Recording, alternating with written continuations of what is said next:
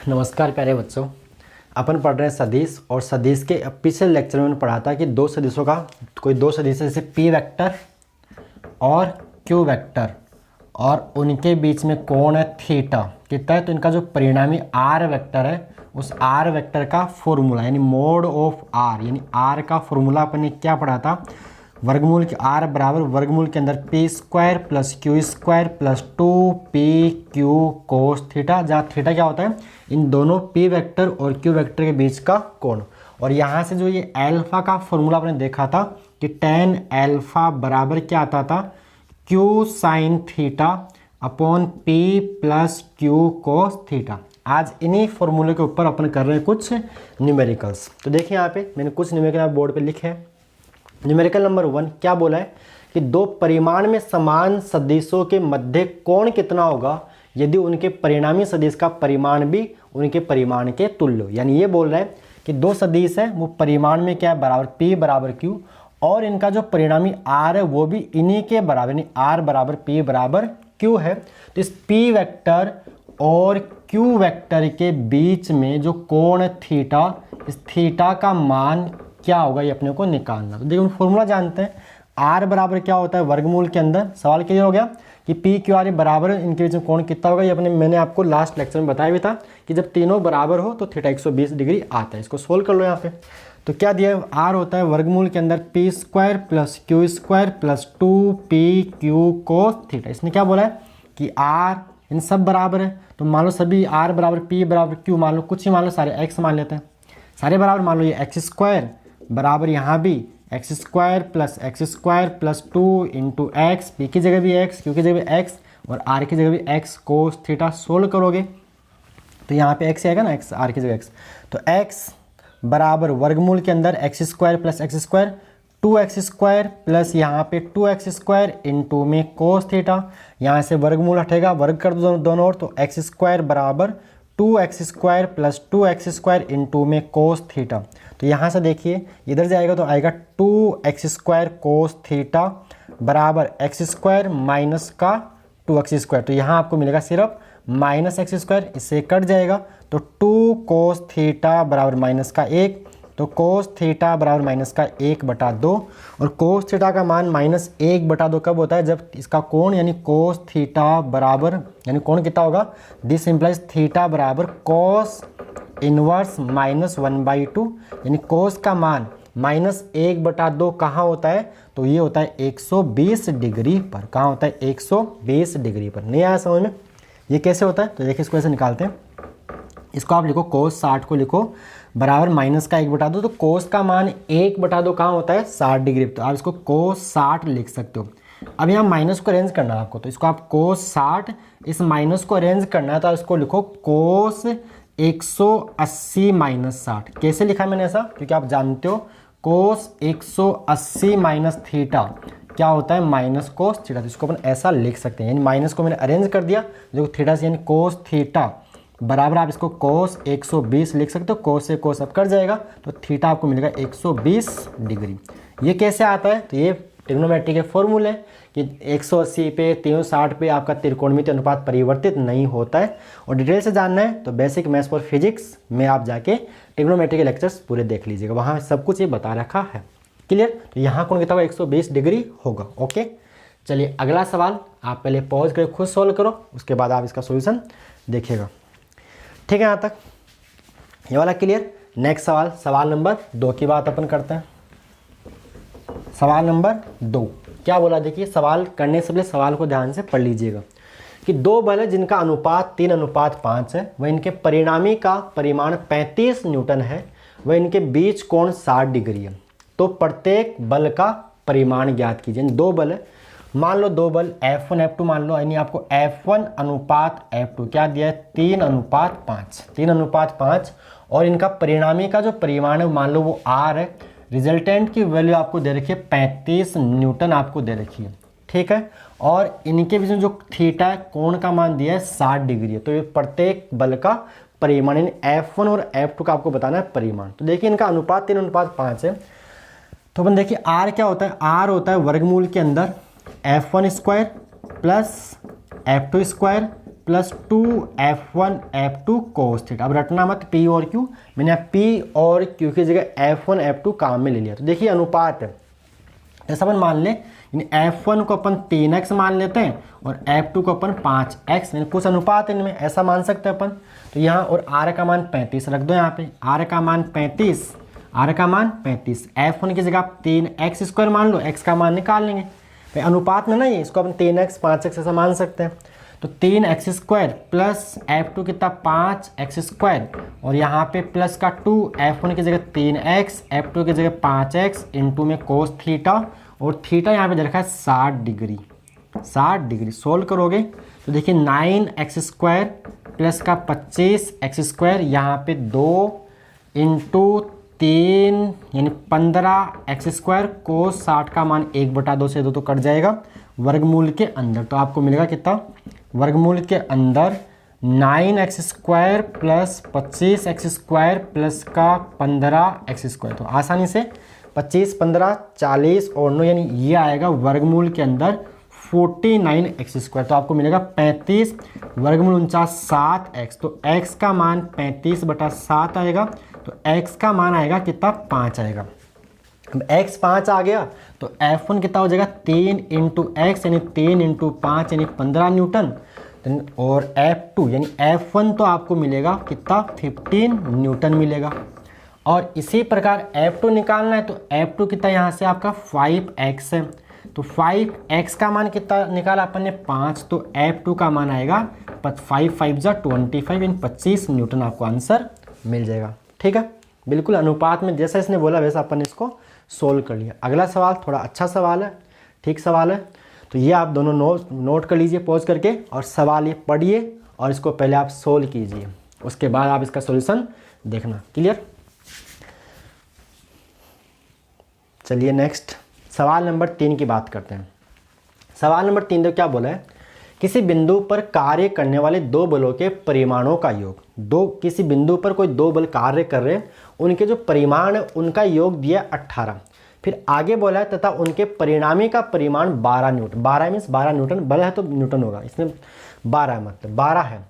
यदि परिणामी छोटे परिमाण के बल से 90 डिग्री के कोण पर हो तो बलों के परिमाण क्या होंगे। ये आपको 4 ऑप्शन गिवन है, 12,5, 14,5, 5,13 और 10,8 जो भी है। तो देखिए इसने क्या बोला कि दो बल है जिनके परिमाणों का योग कितना है 18, यानी दो बल मान लो P और Q मान लो, P और Q का योग क्या दिया आपको 18। ठीक है, और इनका जो परिणामी उसको आप R मान लो, उस R का मान क्या दिया यहाँ पे 12 दिया। ठीक है, और परिणामी छोटे परिमाण के बल से 90 डिग्री के कोण पर कार्य होता है। अपन मान लेते हैं कि P छोटा है, ऐसा मान लीजिए, मान लो P छोटा है, तो ये मान लो P वेक्टर, और इसका जो रिजल्टेंट है वो इस छोटे बल से 90 डिग्री पे, यानी ये जो रिजल्टेंट इसका R वेक्टर वो यहाँ से 90 पे, तो कहीं इधर Q होगा, इधर कहीं आपका क्या हो जाएगा, इधर आपका कहीं ना कहीं Q वेक्टर होगा। ये मान लीजिए आपका Q वेक्टर है, यानी ये आपका एक बन गया समांतर चतुर्भुज, यहाँ से 90 पे, यहाँ से कितना 90 पे, और इनके बीच में कोण जो भी थीटा अपन मान लेते हैं। ठीक है, और अपने क्या करना है कि तो बलों के परिमाण यानी अपने को P और Q का मान निकालना है, P और Q का मान निकालना। देखिए अपन जानते हैं यहाँ तक क्लियर, जैसे बोला डायग्राम मैंने बना लिया, तो अपन क्या जानते हैं, अपने फॉर्मूला जानते हैं R बराबर ये वाला फॉर्मूला क्या होता है कि R होता है वर्गमूल के अंदर P square plus Q square plus 2PQ cos theta, ये होता है। R का मान दिया कितना 12, P का मान नहीं दिया, P का मान नहीं दिया, तो आप ऐसा करो इसका वर्ग उठाओ, वर्गमूल उठाओ, तो यहाँ क्या आएगा, यानी 12 रखोगे तो 12 बराबर वर्गमूल के अंदर P square plus Q square plus 2PQ cos theta. यहाँ से वर्गमूल उठाओगे तो 12 का वर्ग करोगे तो कितना का 12 का वर्ग 144 बराबर P square plus Q square plus 2PQ कोस थीटा।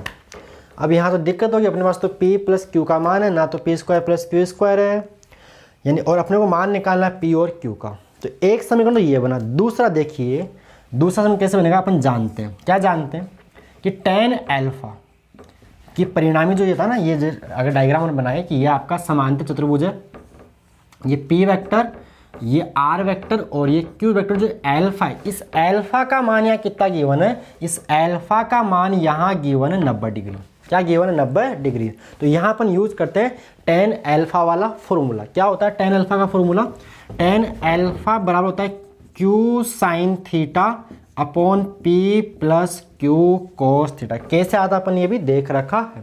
तो यहाँ देखिए टेन अल्फा का मान, टेन यहाँ पे आपको गिवन है 90 डिग्री बराबर क्यू साइन थीटा अपॉन क्या है पी प्लस क्यू कोस। ये सवाल वैसे AIEEE 2002 का, जिसको आजकल अपन क्या बोलते हैं JEE मेन बोलते हैं। क्या बोलते हैं? JEE मेन बोलते हैं ना, वो ये। पहले इसको all India engineering entrance examination बोलते हैं। ठीक है यहाँ तक। अब देखिए टेन 90 का मान कितना होता है? टेन 90 होता है अनंत। क्या होता है? अनंत बराबर क्यू साइन थीटा अपॉन क्या है P plus Q cos theta. अब देखिए इसका मान अनंत है, तो अनंत कब आता है? दिमाग लगाइए। एक जीरो मतलब कुछ भी बटा जीरो, कुछ भी बटा जीरो क्या होता है? अनंत होता है। यानी इसका मतलब क्या हुआ कि इसका मतलब ये हुआ कि ये अनंत है। इसका मतलब ये हुआ कि P plus Q cos theta का मान कितना होगा? जीरो होगा। कितना होगा? Zero. P plus Q cos theta का मान कितना होगा? जीरो। भाई यहाँ टेन 90 डिग्री हो गया। टेन 90 का मान क्या होता है? अनंत। तो ये अनंत तभी हो सकता है जब इसका ये हर कितना हो जाए? इसका हर जीरो हो जाए। तो यहाँ P plus Q cos theta का मान कितना होगा? जीरो। तो यहाँ से आप बोल सकते हो कि जो क्यू कोस थीटा का मान है वो माइनस P के बराबर।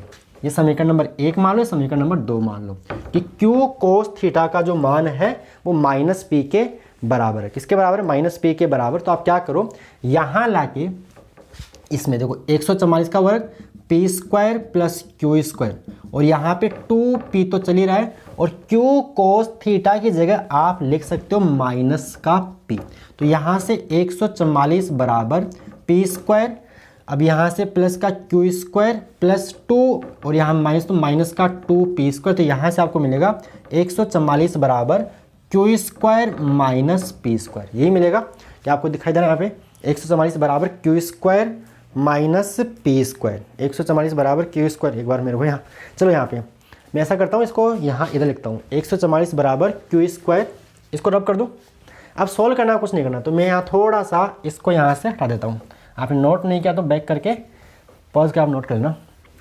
अब देखिए इसको मैं यहाँ सोल्व कर रहा हूँ, इस वाले पार्ट को मैं यहाँ पे सोल्व कर रहा हूँ। तो यहाँ आ गया। देखिए अब 144 बराबर क्या है?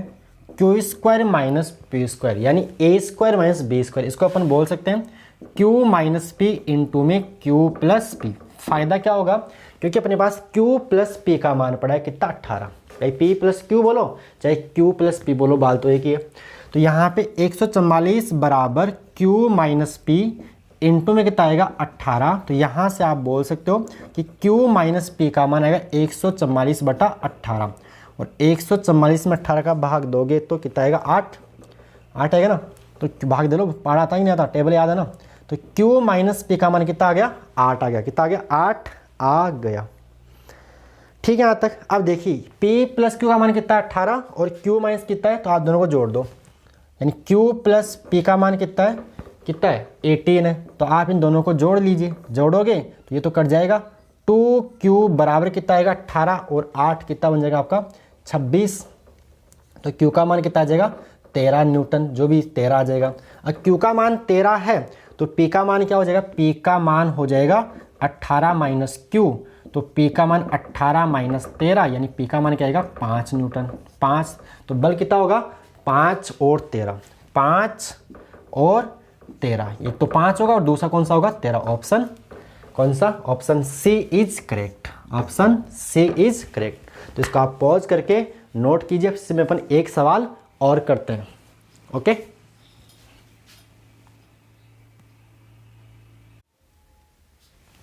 तो नेक्स्ट क्वेश्चन देखिए क्या बोला है कि 12 न्यूटन तथा 8 न्यूटन परिमाण के बल एक वस्तु पर कार्यरत है। एक तो 12 न्यूटन और एक कितना है? 8 न्यूटन परिमाण के दो बल है, बल एक वस्तु पर कार्यरत है।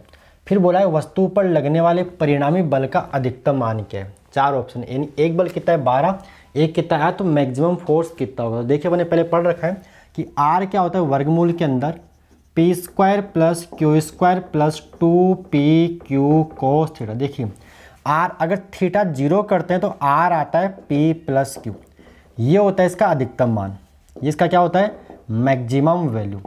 और जब हम थीटा 180 रखते हैं तो इनको आर मिलता है P माइनस क्यू, और ये होती है मिनिमम वैल्यू। ये क्या होती है मिनिमम वैल्यू, मिनिमम वैल्यू यानी जो आपका जो आर है वो P माइनस क्यू से या इसके बराबर इससे बड़ा या P प्लस क्यू के बराबर इससे छोटा होता है। ये रेंज है, ये क्या है, एक मिनट, इससे बड़ा लेकिन इसके बराबर है इससे छोटा। तो मैक्सिमम मान कितना होगा, तो जो आर मैक्स होता है वो होता है P प्लस क्यू।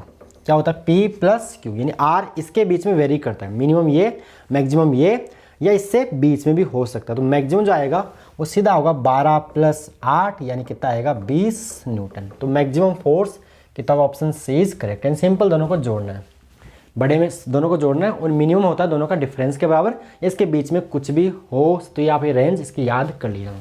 तो हो गया मैक्सिमम फोर्स 20 न्यूटन। आसान सवाल, ठीक है। यहाँ तक ये मैंने शायद वहाँ पहले नहीं बताया, तो यहाँ पे मैंने बता दिया आपको ये आर कि minimum value P minus Q और मैक्सिमम कितनी P प्लस क्यू, इससे तो बड़ा या इससे बराबर है, इससे छोटा होता है। ठीक है, हो गया, क्लियर है। अगला सवाल पढ़िए, पॉज कीजिए, पॉज करके सोल्व कीजिए और आगे कर लिया, पॉज सोल्व कर लिया, आगे देखिए इसका सॉल्यूशन क्या बोला है। 3 न्यूटन तथा 2 न्यूटन परिमाण के दो बल थीटा कोण पर इस प्रकार कार्यरत है कि उनका परिणामी आर है। दो बल है, एक कितने न्यूटन का 3 न्यूटन का, एक कितने का 2 न्यूटन का, और उनके बीच कोण कितना है थीटा, और उनका परिणामी कितना है आर दिया। यानी ये बोलना चाह रहा है कि जो आर का जो फॉर्मूला होता है, तो आर का मान यहाँ आप बोल सकते हैं 3 square plus 2 square plus 2PQ, यानी 2 इंटू 3 इंटू 2, ये होगा ना 2PQ इंटू में कोस थीटा। तो यहाँ से आपको जो आर मिल रहा है वो मिल रहा है वर्गमूल के अंदर 3 का वर्ग 9, 2 का वर्ग 4 यानी 13 प्लस 2 तिया 6 दूनी 12, 13 प्लस 12 कोस थीटा, 13 प्लस 12 सही लिखा ना 2PQ कोस, ठीक है। 2 2 3 जा 6, 2 जा 12, ठीक है। फिर आगे बोला इसने कि यदि प्रथम बल को 6 न्यूटन तक बढ़ा दे, 6 गुणा नहीं बोला है, 6 न्यूटन तक बढ़ा दिया जाए तो परिणामी बल 2R हो जाता है। तो थीटा का मान क्या होगा। यानी अब ये केस फर्स्ट की बात कर रहा था, ये था। केस सेकंड में ये कर रहा है कि यदि पहले बल को 6 न्यूटन तक बढ़ा दे तो परिणामी का जगह 2R, यानी R की जगह 2R आएगा। वर्गमूल के अंदर पहला बल प्रथम बल को 6 यानी 3 की जगह कितना हो जाएगा 6 का वर्ग, 6 तक बढ़ा दिया जाए, प्लस 2 का वर्ग, और आगे वही 2 इंटू पहला हो जाएगा 6 इंटू 2 इंटू में कोस थीटा। कोस थीटा अपने को थीटा का मान बताना है, थीटा का मान अपने को बताना है। तो देखिए आगे, तो 2R बराबर क्या मिलेगा आपको 36 प्लस 2 का वर्ग 4 प्लस 6 2 जा 12 यानी प्लस का 24 कोस थीटा। यानी ये आपको 2R बराबर मिला कितना, वर्गमूल के अंदर 40 प्लस 24 कोस थीटा। अपने को क्या बताना है, थीटा का मान बताना है। किसका बताना है, थीटा का मान अपने को बताना है। तो देखिए यहाँ से आर का मान उठा के यहाँ पटक दीजिए, तो 2R की जगह क्या लिख दीजिए 13 प्लस 12 कोस थीटा बराबर क्या आएगा, वर्गमूल के अंदर 40 प्लस का 24 कोस थीटा। यहाँ देखिए दोनों तरफ स्क्वायर कर दीजिए, वर्ग कर लीजिए तो आपको मिलेगा 2 का वर्ग 4, यहाँ पे 13 प्लस का 12 कोस थीटा बराबर 40 प्लस 24 कोस थीटा। सोल्व कर लीजिए, 13 4 जा कितना होता है 52 प्लस का 48 कोस थीटा बराबर 40 प्लस का 24 कोस थीटा। इसको सोल्व करेंगे अपन तो मिलेगा, देखिए यहाँ से 40 को आप इधर ले लीजिए तो आपको मिलेगा 52 माइनस का 40 यानी 12 मिलेगा, ठीक है। इसको आप इधर ले लो तो 24 माइनस का 48 यानी माइनस का 24 कोस थीटा आपको मिलेगा, ठीक है। मैंने रीअरेंज कर दिया इसको, तो आपको मिलेगा कोस थीटा बराबर 12 अपॉन माइनस का 24। तो कोस थीटा का मान माइनस का 1/2, और अपने पहले भी किया है, कोस का मान माइनस 1/2 कितने डिग्री में होता है याद ही कर लो। कोस 120 का मान माइनस 1/2 होता है। तो यहाँ थीटा कितना आएगा, यहाँ थीटा आएगा 120 degree will be your answer. Theta होगा 120 डिग्री आपका answer. Option D is correct. Clear, option D is correct. Okay, अगला सवाल, सवाल नंबर 6 पढ़िए और पॉज करके सोल्व कीजिए और आगे फिर सॉल्यूशन देखिएगा। ओके, सोल्व करें, कर लिया बोझ आपने। पढ़ के सॉल्व कीजिए, देखना नहीं है, बेईमानी कर रहा आप तो। चलिए इधर देखिए क्वेश्चन नंबर 6 क्या बोला है कि दो सदिशों ए वेक्टर तथा बी वेक्टर का परिणामी सदिश ए वेक्टर के लंबवत है तथा इसका परिमाण सदिश बी वेक्टर के परिमाण का आधा है, तो ए तथा बी के बीच कोण होगा। आपको ए और बी के बीच कोण बताना है। तो देखिए इसमें जैसा ही बोल रहा है वैसा सोल्व करते हैं अपन। इसका अपन देखते हैं इसका सॉल्यूशन। क्या बोला है कि दो सदिश ए वेक्टर तथा बी वेक्टर का परिणामी सदिश ए वेक्टर के लंबवत है। तो ये मान लेते हैं सदिश ए वेक्टर और इसका जो परिणामी है वो मान लेते हैं ये आर वेक्टर है। ये क्या हो गया आर वेक्टर, और यहाँ कहीं भाई बीच में से कहीं निकलता है तो यहाँ कहीं आपका बी वेक्टर ऐसे होगा, ये लंबवत है, यहाँ से कोण 90 पे, और इसको अपन समांतर चतुर्भुज बनाए अपन ऐसे, ये बन गया आपका समांतर चतुर्भुज। अगर ये बी वेक्टर है तो ये भी क्या होगा आपका बी वेक्टर ही होगा। ठीक है, समांतर चतुर्भुज ये बी, ये ए, तो ये एक तरह से ये आपका ऐसे ए आएगा। तो यहाँ इसको सोल्व करना है, ये बी वेक्टर हो गया। तो देखिए अगर यहाँ में परिमाण की बात करूँ तो ये बन रहा है आपका त्रिभुज बन रहा है, समकोण त्रिभुज। तो यहाँ अपन बोल सकते हैं देखिए बी स्क्वायर बराबर R square plus A square, कर्ण स्क्वायर बराबर आधार स्क्वायर प्लस लंब स्क्वायर। यहाँ 90 बन गया ना, तो मैं परिमाण की बात की मैंने। तो यहाँ से आप बोल सकते हो कि आर स्क्वायर बराबर बी स्क्वायर माइनस ए स्क्वायर, या ऐसा कर ले अपन। इसने क्या बोला देखिए ये तो हो गया, फिर तथा इसका परिणामी सदिश बी वेक्टर के परिमाण का आधा, यानी जो आर है उस आर का मान बी का जो परिमाण उसका आधा है। बोला ना इसका परिमाण सदिश लंबवत है और परिमाण सदिश बी वेक्टर के परिमाण का आधा। तो बी का परिमाण, तो ये सदिश बी वेक्टर है तो बी का परिमाण यानी मोड ऑफ बी यानी सिंपल बी आएगा। तो यहाँ रखिए, तो आप बोल सकते हो बी स्क्वायर क्या यहाँ से बी स्क्वायर। अपने को निकालना है इनके बीच का कोण निकालना है। तो इनके बीच का कोण निकालने के लिए अपन तो फंस गए यहाँ पे। तो यहाँ से इनके बीच का कोण यानी ये थीटा आएगा, ये अपने को निकालना है। तो यहाँ से अपन जानते हैं आर बराबर क्या होगा, वही a square plus b square plus 2ab cos theta. तो यहाँ से अपन क्या कर लेते हैं, एक बार आर की जगह b/2, चलो सोल्व करते हैं एक बार जो भी होता है। या तो इसका ट्रिक भी होती है, पहले ट्रिक से बताएं, ट्रिक बाद में, पहले डिटेल से करेंगे। ट्रिक तो त्रिभुज में लगाते आ जाएगा, ट्रिक भी होती है, ट्रिक बाद में, पहले इसको हम डिटेल से करते हैं। तो आर बराबर b/2 यहाँ से आएगा। तो बी स्क्वायर बराबर आर की जगह b/2 का वर्ग प्लस ए स्क्वायर। तो यहाँ से आपको ए और बी में रिलेशन मिल जाएगा, ए और बी में आपको यहाँ से रिलेशन मिल जाएगा। फिर अपन वहाँ पे ये फॉर्मूला ये वाला फॉर्मूला यूज कर लेंगे। तो देखिए यहाँ से मिल रहा है आपको बी स्क्वायर बराबर बी स्क्वायर बटे 4 प्लस का ए स्क्वायर, ये इधर जाएगा। तो ए स्क्वायर बराबर आपको मिलेगा B square minus B square बटे 4। यहाँ से मैं क्या कर रहा हूँ, ए और बी में रिलेशन निकाल रहा हूँ, क्योंकि अपने को आर और बी में रिलेशन पता है पहले से। तो ए स्क्वायर बराबर आएगा 4b square minus B square यानी 3b स्क्वायर बटे में 4।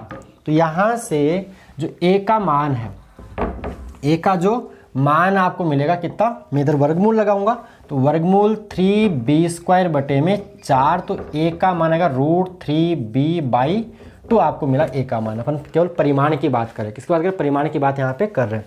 अब क्या जानते हैं, आर स्क्वायर बराबर a square plus b square plus 2ab होता है कोस थीटा, और जहाँ थीटा हो गया इनके बीच का कोण। अपने को इस थीटा की वैल्यू ही यहाँ पे निकालनी है, यहाँ दिखाई दे रहा है 2ab कोस थीटा। देखिए आर का मान कितना है, b/2 का वर्ग आधा है इसका। ए का मान b के रूप में, ए स्क्वायर का मान है 3b स्क्वायर बटे में 4 प्लस का b स्क्वायर प्लस का 2। ए का मान कितना है, वही 3b। ए का मान है अपने पास, सॉरी ए का मान है √3, वहाँ ये रहा, ये तो ए स्क्वायर का मान था, ये तो हमने सीधा यहाँ पे उठा के ए स्क्वायर का मान डाल दिया यहाँ पे, प्लस का 2a, और ए की जगह यहाँ दिखाई दे रहा है लिखा हुआ, ए की जगह मैं लिख रहा हूँ √3b/2 इंटू में b इंटू में कोस थीटा। तो आपको मिला b स्क्वायर बटे 4 बराबर 3b स्क्वायर बटे 4। शॉर्ट ट्रिक भी है, पहले डिटेल से करते हैं इसको, प्लस का b स्क्वायर और 2 से 2 कैंसिल आउट, प्लस का √3b स्क्वायर इंटू में आ रहा है कोस थीटा। इतने सारा कैलकुलेशन कैसे होगा, चलो सॉल्व करते हैं। b स्क्वायर प्लस ये बराबर कुछ ज़्यादा ही हो गया ना टफ, b स्क्वायर सीधा, चलो देखते हैं।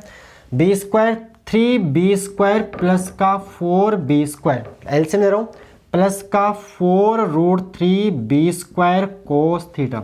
b² कॉमन आके कट जाएगा, b² कॉमन आके कट जाएगा। ये कैसे हुआ अपने से, a बराबर √3b/2, ये कैसे हो रहा है, कहाँ फंसे अपन, ये तो आ गया a का मान, फिर ये थीटा, क्या हुआ बच्चों, यहाँ तो फंस गए अपन।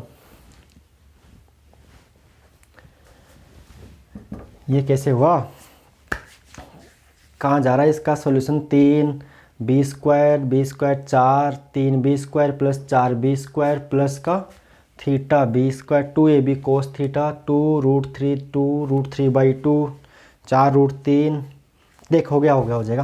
तो देखिए यहाँ से क्या है 20, यहाँ पे 1 बराबर 4√3 कितना आ रहा है 7 प्लस का 4√3, यहाँ से b, यहाँ से तो ये तो कॉमन कट गया ना, इनटू में कोस थीटा 7 जाएगा इधर, तो 4√3 कोस थीटा बराबर 7 यानी 1 - 7 यानी आएगा -6, तो कोस थीटा आपको मिलेगा यहाँ से -6/4√3। तो कितना आएगा 2 से, अगर ये कट रहा है ना 2 से काटेंगे तो क्या मिलेगा, कोस थीटा बराबर 2 से -3 बटा यहाँ पे 1 मिनट -3/2। इसका देखो आगे सोल्व कर लो, -3/2 है ना, और यहाँ क्या बच रहा है √3 बच रहा है। तो देखिए ऊपर क्या बचेगा, ऊपर आपका बचेगा कोस थीटा बराबर 3 यानी -√3/2। इसको सोल्व करेंगे तो थीटा का मान क्या मिलेगा, थीटा का मान, इसको सोल्व करते हैं, इसको मैं यहाँ इधर साफ करता हूँ। देखिए तो लॉन्ग मेथड क्या है, इसका शॉर्ट ट्रिक अभी आपको बता दूंगा, बिल्कुल आसान भी इसको करवा देंगे अभी। तो यहाँ से देखिए कोस थीटा बराबर, इसके बाद में यहाँ लिख रहा हूँ, तो कोस थीटा बराबर -√3/2 यानी इसको आप माइनस का कोस 30 लिख सकते हो। तो कोस थीटा बराबर इसको आप कोस 180 - 30 लिख सकते हो। तो यहाँ से कोस थीटा बराबर आएगा कोस 150 डिग्री, तो थीटा का मान यहाँ से आपको मिलेगा 150 डिग्री, 150 डिग्री। थीटा क्या मिलेगा आपको यहाँ से 150 डिग्री आपको यहाँ से मिलेगा। ठीक है, यहाँ तक इसको सोल्व किया, ये तो आता ना, ये माइनस को अरेंज करना है तो इसको कोस 180 - थीटा अपन लिख सकते हैं। आगे यहीं पे अपन, ये मैंने साफ कर दिया, आपने पॉज नहीं किया, वो नोट नहीं किया तो बैक करके पॉज करके आप इसको नोट कर लेना। अब देखिए एक तो मैंने ऐसे किया और दूसरा क्या बोला है, देखिए ये कौन कितना है, ये मेथड फर्स्ट मान लीजिए, मेथड फर्स्ट।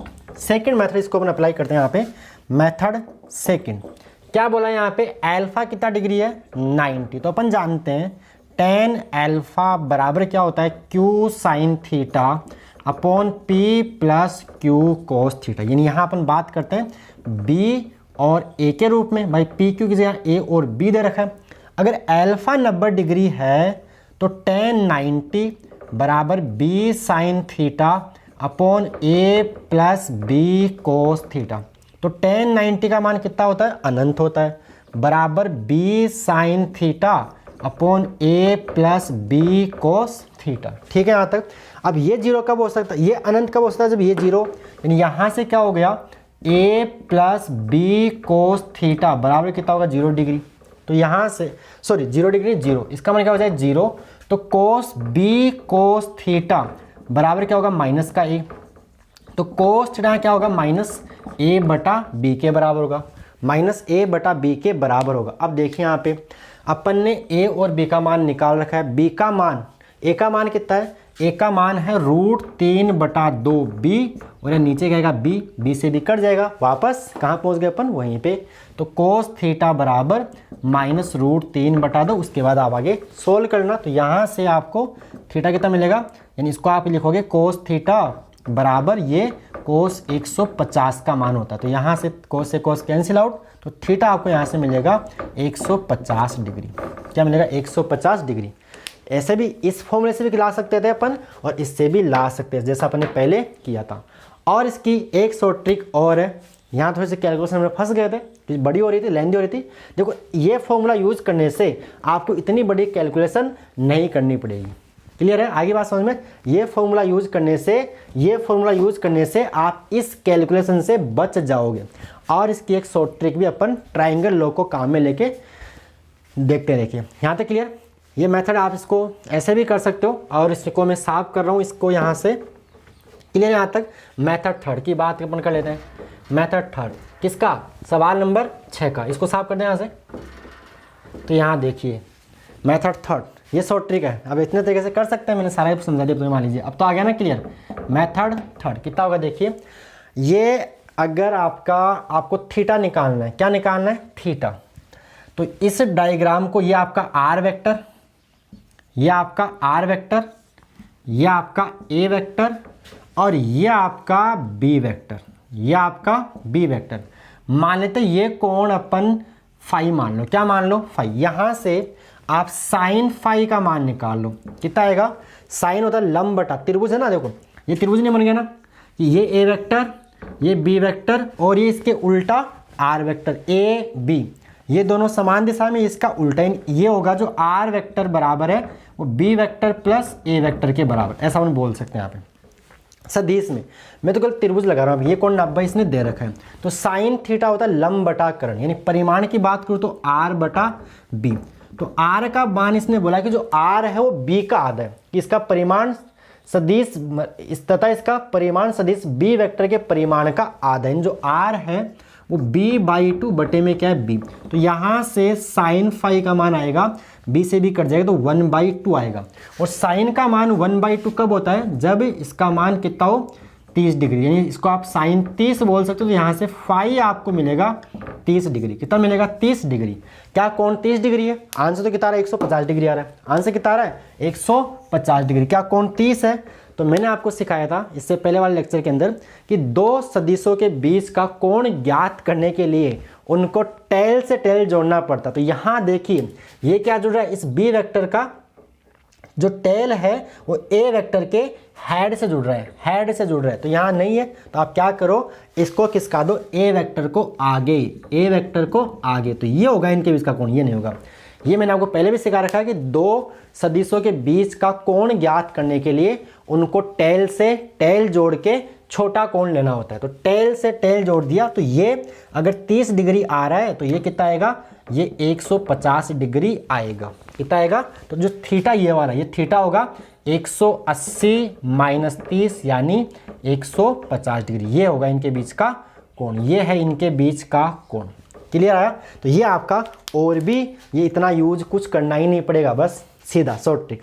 मेथड थर्ड बड़े काम का। यहाँ तो थोड़ी सी लेंथी कैलकुलेशन हो गई थी तब, मतलब क्लियर है? तो ये थे आपके इन दोनों फॉर्मूलों पे, मतलब सदिश योग के सवाल थे। आगे अपन बात करेंगे सदिशों का वियोजन, और उसके बाद सदिश गुणनफल वगैरह सारा अपन सदिश कंप्लीट करने वाले हैं। ठीक है?